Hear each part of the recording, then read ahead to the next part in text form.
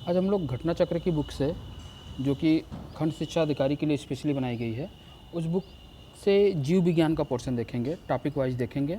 आज हम लोग 2 टॉपिक देखेंगे, जिसमें से पहला टॉपिक है जीव विज्ञान की उपशाखाएं, यानी जिसमें हम ये देखेंगे कि जीव विज्ञान में कौन कौन सी शाखाएं हैं और उन शाखाओं में किसका अध्ययन किया जाता है, उसको क्या कहते हैं। सबसे पहले हम ये देखेंगे जंतु विज्ञान, यानी जूलॉजी जो है वो किसका अध्ययन करता है।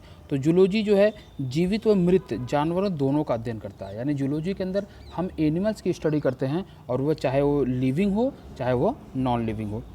उसके बाद यहाँ पे है एक कि पक्षी जगत, यानी पक्षियों की जो स्टडी की जाती है वो किस में करते हैं, तो उसको हम ऑर्निथोलॉजी में करते हैं। वंशागति की स्टडी जो है जेनेटिक्स में करते हैं। पर्यावरण की स्टडी जो है इकोलॉजी में करते हैं, और जीवाश्म की पैलियो बायोलॉजी में करते हैं, है ना। और फूलों के अध्ययन को एंथोलॉजी कहा जाता है। कीटों के अध्ययन को एंटोमोलॉजी कहा जाता है। विषय जो जनसंख्या एवं मानव जाति के महत्वपूर्ण आंकड़ों के अध्ययन से संबंधित है, उसको जनांकिकी कहते हैं, जिसमें कि हम लोग जनगणना करते हैं। विभिन्न संस्कृतियों के वैज्ञानिक विवरण के तुलनात्मक अध्ययन को क्या कहते हैं, तो इसको हम लोग इथनोलॉजी कहते हैं। जैविक जगत में होने वाले कार्य गुण पद्धति के अध्ययन के इस ज्ञान को मशीनी जगत में उपयोग करने को कहते हैं बायोनिक्स। पैलियो वनस्पति के अंतर्गत अध्ययन करते हैं पादप जीवाश्मों का। रेशम कीट का जो पालन होता है उसके अध्ययन को कहते हैं सेरीकल्चर। रेशम कीट का जो पालन होता है उस पालन को कहते हैं सेरीकल्चर। और मधुमक्खी का जो उपयोग किया जाता है वो होता है एपीकल्चर में, ठीक है। उसके बाद हम लोग देखेंगे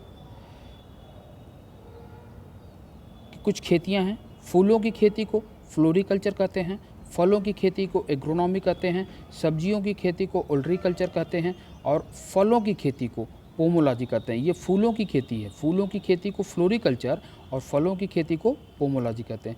पिस्सीकल्चर में हम लोग मछली का पालन करते हैं, और हार्टिकल्चर में हम लोग फूलों का करते हैं।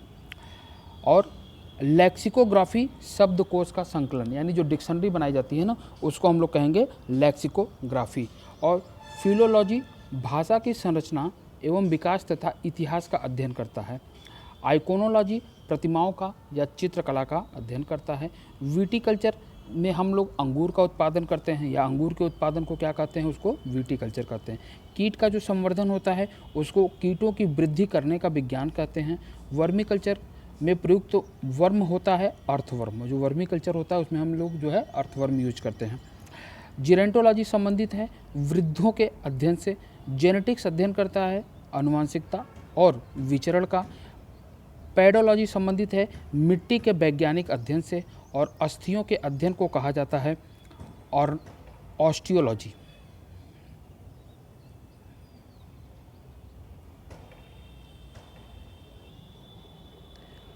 सर्पों के अध्ययन को कहते हैं सर्पेंटोलॉजी।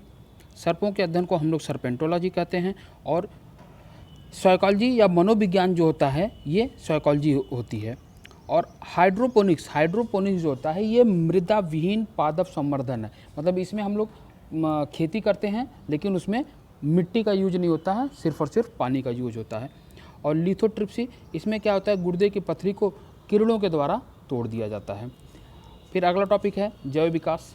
वर्तमान प्रमाण के अनुसार पृथ्वी पर जीव का उद्गम कितने साल पहले हुआ था, तो ये देखिए 2 के आगे 90 होना चाहिए, वर्ष पूर्व। पृथ्वी पर सबसे पुराना जो जीव है वह ब्लू ग्रे नीलगी है या नील हरित शैवाल है। डार्विन द्वारा प्रस्तुत प्राकृतिक वर्णवाद आधारित है over production, struggle for existence and variation तथा सर्वाइवल ऑफ द फिटेस्ट पर।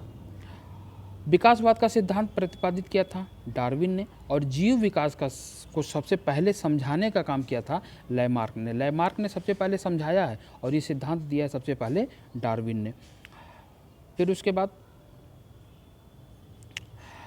विकास के उत्परिवर्तन सिद्धांत का प्रतिपादन किया गया था हुग्रो डी ब्रीच के द्वारा, और विकास का सिद्धांत दिया था डार्विन ने।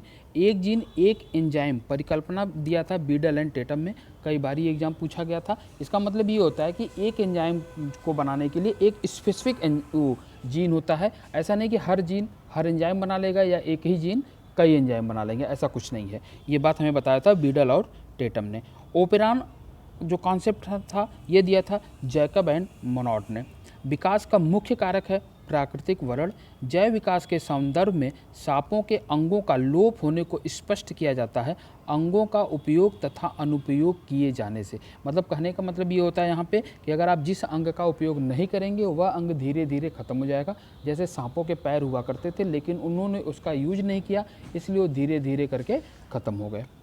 भारत की विशाल वन्य बिल्लियों में से वह जिसके बारे में कहा जाता है कि वह हाल में ही विलुप्त हो गई, उसका नाम है चीता।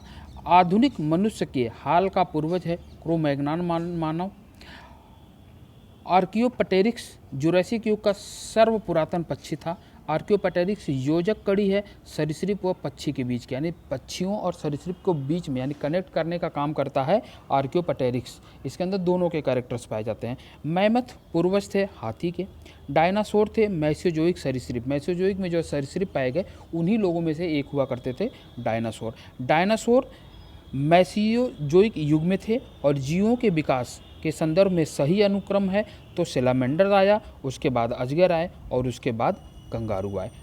इन दो टॉपिक से सिर्फ इतने ही मैटर इस बुक में दिए गए हैं, बाकी हम लोग अगला टॉपिक थोड़ी देर बाद देखेंगे। Thank you.